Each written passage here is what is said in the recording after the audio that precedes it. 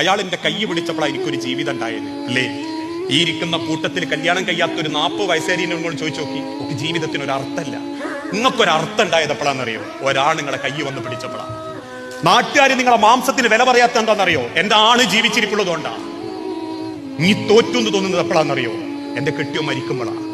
അതിന്റെ ഇടയ്ക്ക് എന്ത് സംഭവിച്ചാലും, ഭർത്താവ് മരിച്ചുപോയ ഒരു ഭാര്യമാരോട് നിങ്ങൾ ചോദിച്ചു, ജീവിച്ചിരിക്കുമ്പോ അയാളെ വില എത്രയാന്ന് എനിക്ക് മനസ്സിലായില്ല, പക്ഷെ അയാൾ ഇല്ലാണ്ട് അറിഞ്ഞപ്പോ എനിക്ക് സഹിക്കാൻ പറ്റുന്നില്ല. ഇങ്ങനെ തന്നെയാ തിരിച്ചു ഭർത്താക്കന്മാരും. ഞാൻ എന്റെ കഴിഞ്ഞ പ്രസംഗത്തിൽ ഒരു കഥ പറഞ്ഞിട്ടില്ലേ?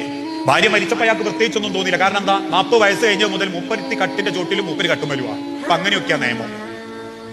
മക്കളെ കെട്ടിച്ചാ പിന്നെ 30 കട്ടുമലും 30 നിലത്ത് പായില്. മരിക്കുന്നവരെ സ്നേഹിച്ച് ജീവിക്കണം ഭാര്യ ഭർത്താക്കന്മാരെ. 85 വയസ്സുള്ള ഒരു ഭർത്താവിനെ പരിചരിക്കുന്നത് 83 വയസ്സുള്ള ഭാര്യ. വിറയ്ക്കുന്ന കയ്യോടെ കഞ്ഞി കോരിക്കൊടുക്കുമ്പം ആ ചിത്രം നമ്മളെ പഠിപ്പിക്കുന്ന ഒരു സത്യമുണ്ട്. ആയ കാലത്ത് സ്നേഹിച്ച സ്നേഹം ആവാത്ത കാലത്ത് തിരിച്ചു കൊടുക്കുമ്പോൾ അതിന് മനോഹരം ഉണ്ടാകുക.